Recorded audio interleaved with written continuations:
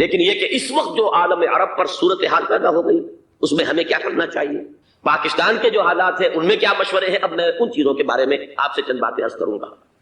پہلی بات تو یہ ہے کہ مشرق وسطیٰ کے مسئلے میں اس کے پس منظر کو سمجھ لینا چاہیے۔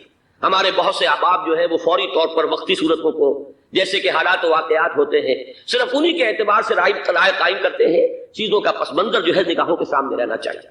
اس صدی کا ایک مختصر سا نقشہ ذہن میں رکھیے، یہ 20ویں صدی کے آغاز کے وقت جسے ہم پورا کہتے ہیں مڈل ایسٹ، بلکہ صرف مڈل ایسٹ نہیں، پورا شمالی افریقہ سلطنت عثمانیہ کا حصہ تھا، خلافت عثمانیہ، لیبیا، الجزائر، مصر، پورا حجاز، یمن، پورا عراق، شام، اور یہ شام ہی کے حصے ہیں در حقیقت، اردن اور لبنان، یہ سب یہ شام عرب، عراق عرب، یہ پورا علاقہ خلافت عثمانیہ یہ اس کا حصہ تھا۔ پہلی جنگ عظیم میں انگریزوں نے عربوں کو بغاوت پر آمادہ کیا، غداری پر آمادہ کیا، انہوں نے خلافت عثمانیہ کے خلاف بغاوت کی، بیج بوئے ان کے دلوں کے اندر نفرت میں، ابھارا انہیں، تم ترکوں کے غلام کیوں ہو، تمہیں خود حاکم ہونا چاہیے، تم کھڑے ہو جاؤ، ہم مدد کریں گے، تم بغاوت کرو، تم ان ترکوں کے خلاف ہماری مدد کرو، ہم تمہیں آزاد کر دیں گے، تم اپنے پاؤں پر خود کھڑے ہو جانا۔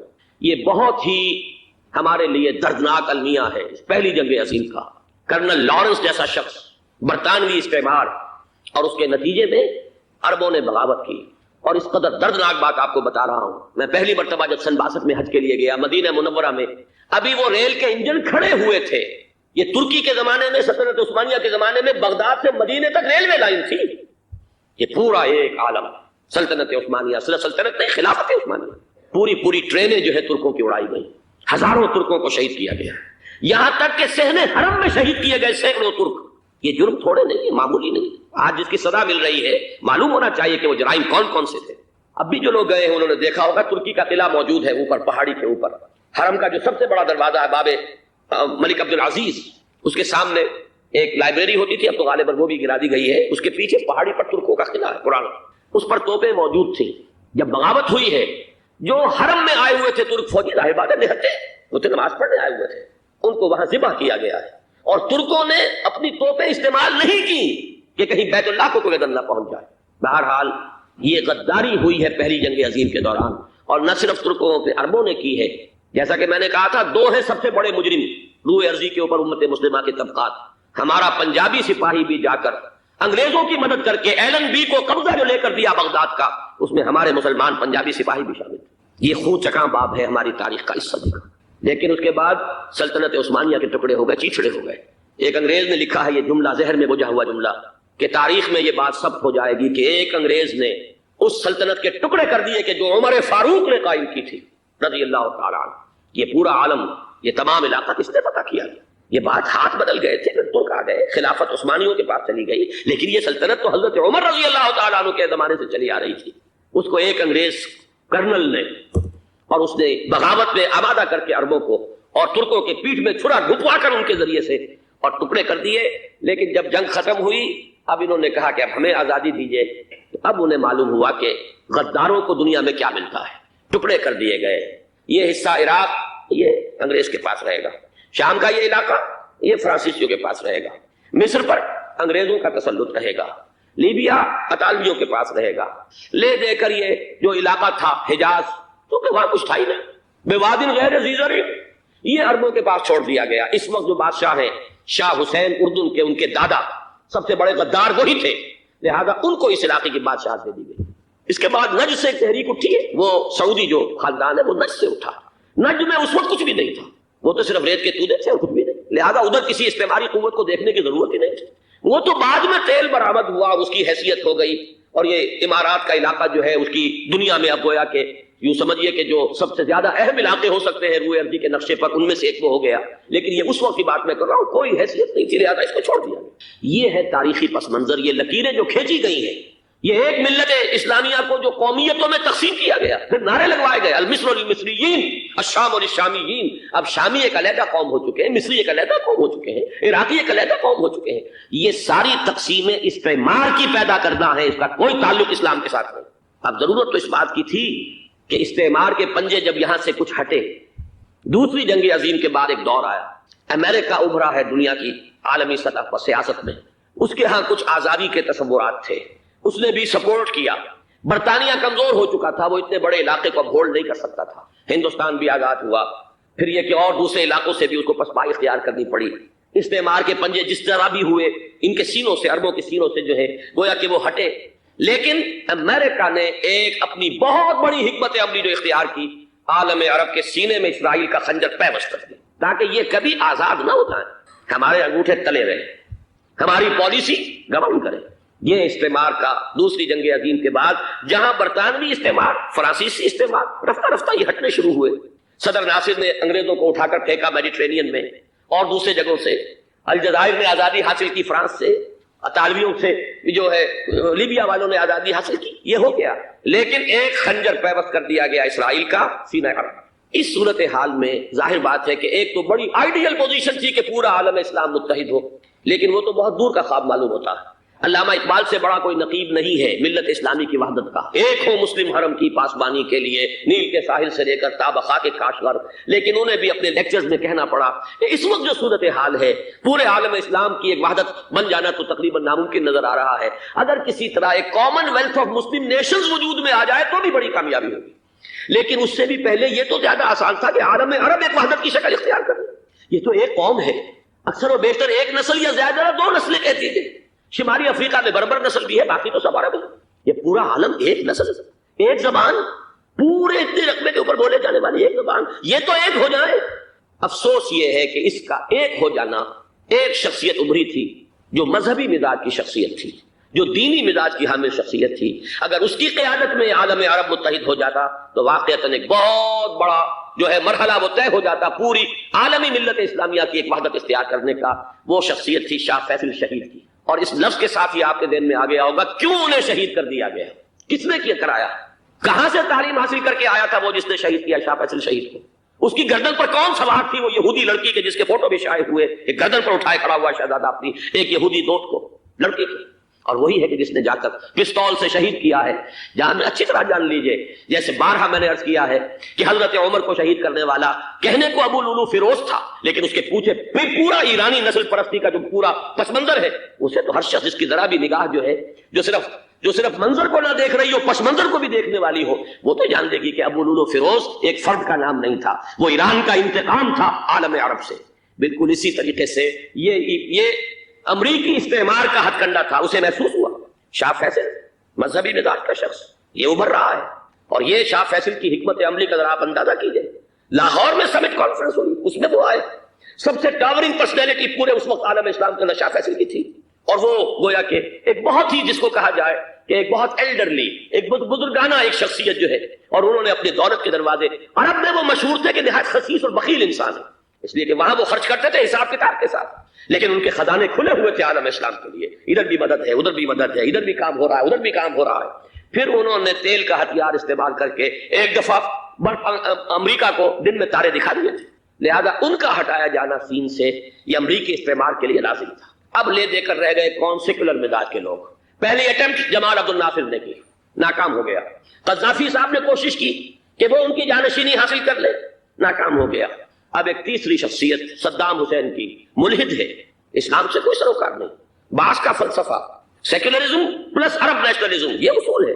لیکن یہ ہے کہ یہ شخصیت ابو ابھر کر ایسی آئی ہے کہ اس سے اس وقت یہ جان لیجئے، میں امریکہ میں بھی عربوں سے مل کر آیا ہوں، سعودی عرب میں بھی اب میں وہ دیکھ آیا ہوں، نوجوان نسل جو ہے عربوں کی، پورا جو دوسرے عرب ممالک ہیں جہاں پر کہ مذہب کا اتنا چرچا ہی نہیں ہے، پورا فلسطینی عرب، جارڈن کے عرب، شامی عرب عوام، وہ سب کے سب صدام کے پیچھے ہیں، اس لیے کہ انہیں نظر آ رہا ہے کہ ایک شخص پھر ایسا پیدا ہو کر سامنے آ گیا ہے جو شاید عالم عرب کو پھر یونائٹ کرے. اور یہ ہے اصل وہ شے کہ جو امریکہ کے لیے کسی صورت میں قابل قبول نہیں. دولت کے یہ ذخائر، خلیج کی یہ دولت، سیال سونا اور اس کے ذخیرے، اور یہ کسی طریقے سے یہ امریکہ کے زیر اثر نہ رہے، یہ ہے وہ شے جو اسے برداشت نہیں ہے.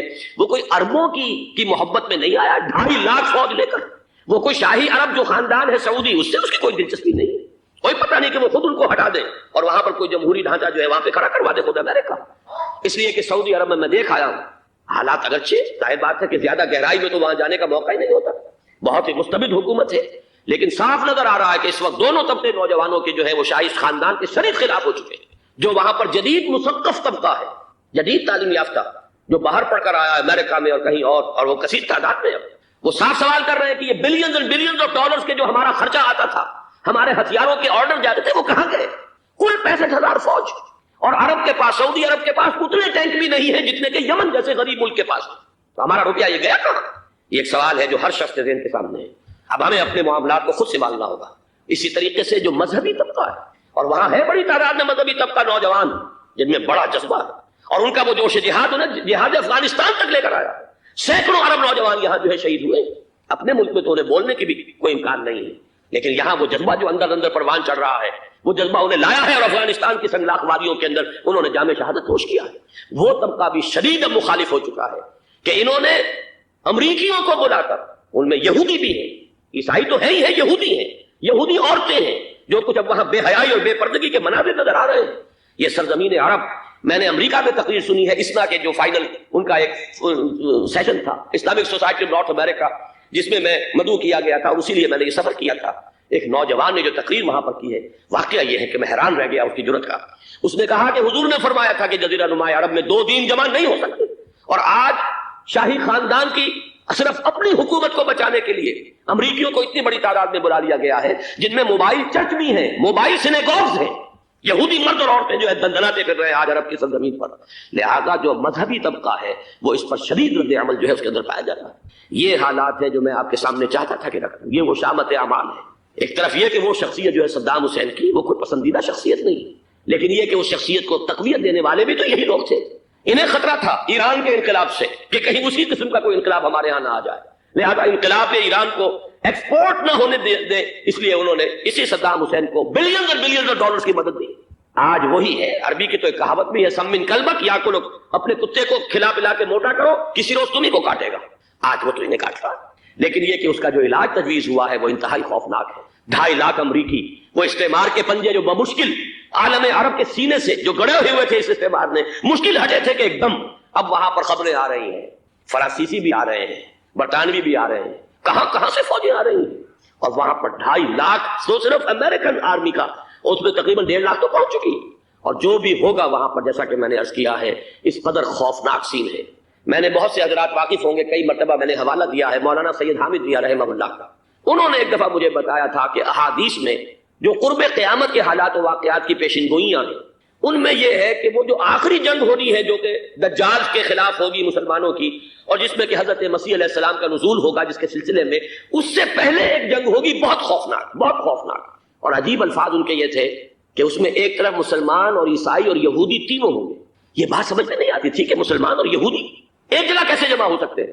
آج وہ نقشہ نظر آ گیا، آج اسرائیل، امریکہ، سعودی عرب اب یہ ایک ہے، بلکہ چلتے آئیے مصر، اسرائیل، سعودی عرب اور جو بھی ان کے حواری ہیں وہ سب ایک ساتھ میں کھڑے، اور ان کے اوپر سیادت کس کی ہے؟ امریکہ کی۔